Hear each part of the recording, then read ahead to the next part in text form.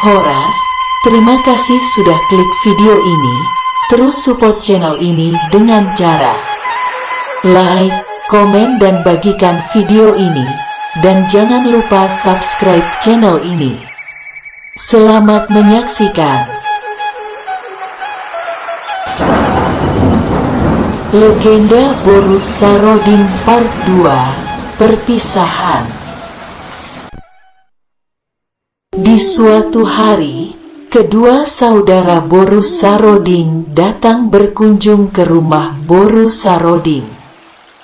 Kedua saudaranya sudah sangat merindukan Boru Saroding yang merupakan saudari perempuan tersayang mereka. Boru Saroding pun merasa sangat bahagia karena sudah dikunjungi oleh saudaranya. Boru Saroding pun menyajikan berbagai aneka makanan dan buah-buahan kepada kedua saudaranya tersebut. Sembari menikmati makanan yang banyak, mereka bercerita dan berbincang-bincang hingga rasa rindu mereka terobati. Waktu tidak terasa sudah berlalu begitu lama. Senja pun tiba. Seperti biasanya, Boru Saroding tahu jika suaminya akan segera kembali dari hutan. Dengan tergesa-gesa Boru Saroding berusaha mengajak kedua saudaranya untuk bersembunyi. Karena Boru Saroding merasa ketakutan, dia tahu bahwa ular tersebut suka memakan manusia. Kedua saudaranya pun bersembunyi supaya tidak terlihat oleh suami Boru Saroding. Suami Boru Saroding pun tiba di rumah. Tiba-tiba suaminya tampak heran dan mencium sesuatu yang lain dan bertanya ke Boru Saroding. Sepertinya aku mencium darah manusia lain di rumah ini. Dengan tergesa-gesa Boru Saroding mengalihkan pembicaraan. Ia langsung menghidangkan makan malam suaminya. Selesai makan malam, Boru Saroding mengajak suaminya untuk beristirahat. Ketika mereka hendak beristirahat, sesekali dengan tampak yang penuh curiga, suami Boru Saroding bertanya kembali. Sepertinya aku mencium bau orang lain di rumah ini. Ah, sudahlah suamiku. Itu hanya perasaanmu saja. Tidak ada orang lain di rumah ini. Ini sudah larut malam. Sebaiknya kita istirahat saja suamiku. Karena tidak tahan lagi Boru Saroding menyembunyikan rasa takutnya kepada suaminya. Kemudian Boru Saroding pun memberitahukan keberadaan kedua saudaranya kepada suaminya. Ampuni aku suamiku, karena aku telah membohongimu. Benar di rumah ini ada orang lain selain kita. Karena aku berpikir, kamu akan marah jika kamu tahu saudara-saudaraku datang mengunjungi kita. Mereka datang karena sudah sangat rindu kepada kita. Kenapa aku harus marah?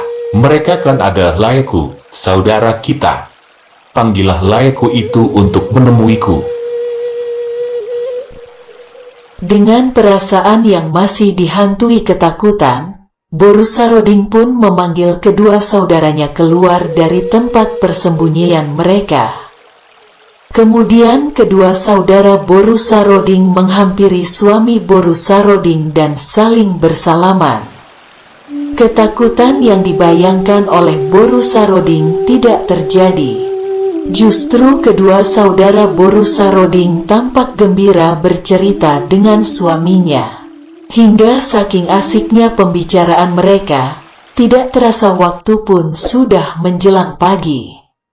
Setelah pagi hari tiba, Kedua saudara Boru Saroding berniat untuk kembali ke Samosir. Ketika hendak berpamitan, salah satu saudara Boru Saroding berkata, Lai, kami akan segera pulang ke Samosir. Terima kasih Lai karena telah datang berkunjung ke sini. Lai kasih apa ke kami untuk kami bawa pulang ke Samosir? Suami Boru Saroding memberikan 2 buah bingkisan yang dibalut kain dan diikat dengan tali.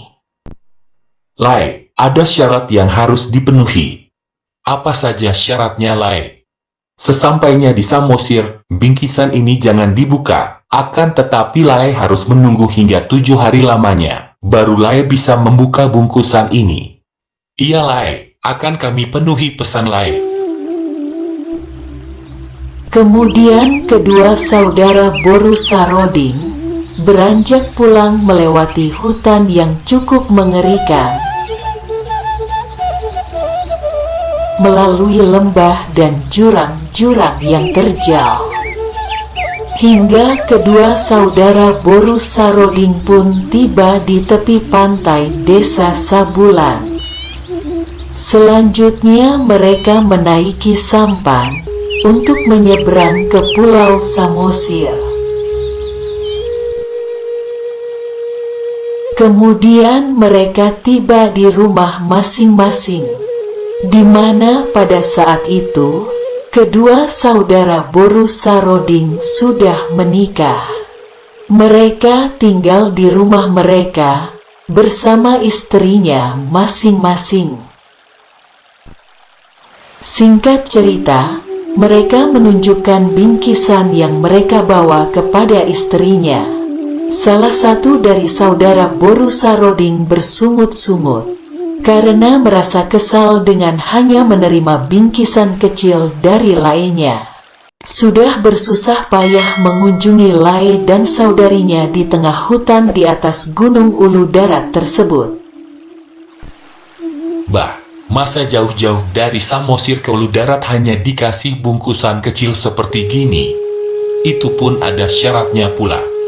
Karena tidak sabar menunggu hari yang telah dipesankan oleh Lai-nya, ditambah rasa penasaran yang cukup besar, maka Pandiangan membuka bungkusan tersebut. Karena tidak sesuai dengan pesan suami Boru Saroding, maka bungkusan yang dibuka tersebut pun hanya berisikan tanah, kunyit, potongan kayu kecil, dan ulat-ulat. Merasa dihina, Pandiangan pun marah dan mengucapkan makian terhadap suami Boru Saroding. Kurang ajar, masa seperti ini cara dia menghargai saya? Saya kan saudara laki-laki Boru Saroding. Dasar, tidak tahu sopan terhadap keluarga istrinya. Kemudian Pandiangan membujuk adiknya Pandiangan paling bungsu untuk turut membuka bungkusan yang diberikan oleh Lai-nya tersebut. Dik, buka aja bungkusannya, mungkin isinya sama saja seperti yang telah Abang buka tadi. Saya tidak mau membuka bungkusan ini Bang. Saya ingin memenuhi pesan yang telah disampaikan oleh Lai kepada kita. Ya sudah, suka-suka kaulah Dik. 7 hari kemudian, sesuai dengan pesan Lai-nya, maka Pandiangan paling bungsu pun membuka bungkusan tersebut. Dan ketika bungkusan tersebut dibuka, tiba-tiba keluar ulat-ulat yang jumlahnya sangat banyak. Akan tetapi dalam hitungan beberapa detik, ulat-ulat yang tadinya keluar dari bungkusan tersebut berubah menjadi kerbau dan sapi dengan jumlah yang sangat banyak. Saking banyaknya jumlah sapi dan kerbau tersebut, hingga lokasi pekarangan perkampungan tersebut terlihat padat. Sementara kunyit yang keluar dari bungkusan tersebut berubah menjadi emas dengan jumlah yang cukup banyak. Potongan kayu kecil pun berubah menjadi batang pohon yang memadati lokasi perkampungan Pandiangan paling bungsu. Beberapa bulan kemudian, ternak sapi dan kerbau yang dimiliki Pandiangan paling bungsu semakin lama semakin bertambah banyak jumlahnya. Sementara hasil pertanian dan pohon yang dimilikinya ikut bertambah banyak, sehingga Pandiangan paling bungsu semakin terkenal sebagai warga paling kaya di daerah tersebut. Beberapa bulan kemudian, karena sudah sangat rindu akan kampung halamannya, terlebih-lebih kepada orang tua dan saudara-saudaranya di Samosir, maka Boru Saroding pun meminta izin kepada suaminya untuk diberikan kesempatan pulang untuk mengobati rasa rindunya tersebut. Suamiku, aku sudah rindu akan kampung halaman, saudara-saudaraku dan orang tuaku di Samosir. Izinkan aku menjenguk mereka, aku tidak akan lama-lama di sana. Sepertinya aku punya firasat buruk jika aku izinkan kamu berkunjung ke Samosir. Kamu tak akan kembali lagi ke tempat kita ini. Boru Saroding pun tidak putus asa dan tetap berupaya membujuk suaminya. Boru Saroding berusaha memberikan kepercayaan kepada suaminya. Suamiku, aku berjanji, jika kamu izinkan aku ke Samosir, aku akan cepat pulang, karena aku tidak mungkin meninggalkanmu sendiri. Kamu telah memberikanku kebahagiaan dan memberikanku kasih sayang. Aku hanya sebentar di Samosir, setelah itu saya akan pulang ke sini. Karena Boru Saroding sudah memohon dan memberikan penjelasan yang cukup meyakinkan suaminya, maka suami Boru Saroding pun mengizinkan Boru Saroding untuk bertamu ke Samosir, tempat tinggal mertuanya. Sehingga suaminya mengantarkan Boru Saroding ke tepi pantai Danau Toba untuk menyeberangkan istrinya ke Samosir. Dengan penuh keajaiban, suami Boru Saroding memetik sepucuk daun pohon, kemudian meletakkannya di tepi danau dan tiba-tiba daun tersebut berubah menjadi sebuah sampan. Setelah itu suami Boru Saroding mempersilahkan Boru Saroding memasuki sampan tersebut. Kemudian suami Boru Saroding berkata, Istriku yang baik hati, kamu adalah putri raja yang telah menjadi istri. Kamu berjanji akan cepat kembali dari Samosir karena kita saling mencintai dan saling menyayangi. Jadi kumohon dengan sangat supaya kamu penuhi janjimu. Aku juga percaya akan apa yang telah kamu janjikan kepadaku. Kamu cepat pulang ya istriku. Baik suamiku, percayalah aku akan cepat pulang dari Samosir. Kamu boleh membuat sumpah.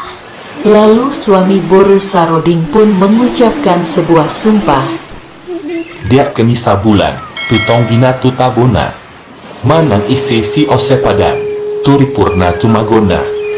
Sumpah ini memiliki arti, setiap orang yang ingkar janji atau sumpah, maka ia akan menanggung akibat buruk. Dengan perasaan sedih yang mendalam, suami Boru Saroding melepas sampan yang dinaiki Boru Saroding ke arah Danau Toba. Berangkatlah, istriku, Boru Saroding. Di saat itu situasi tampak damai tanpa angin dan tanpa gelombang.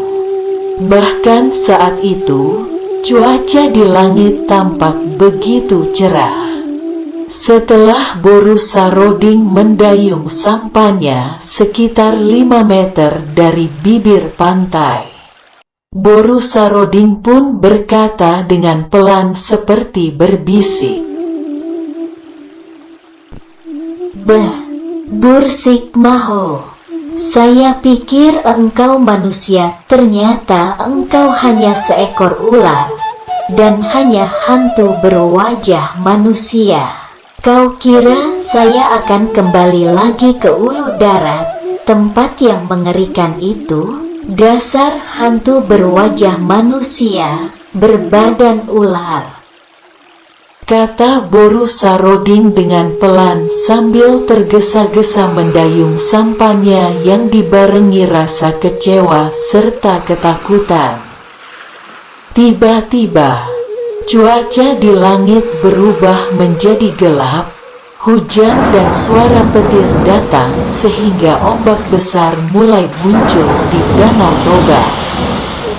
Boru Saroding yang sedang melintas dengan sampannya melihat situasi yang tiba-tiba berubah.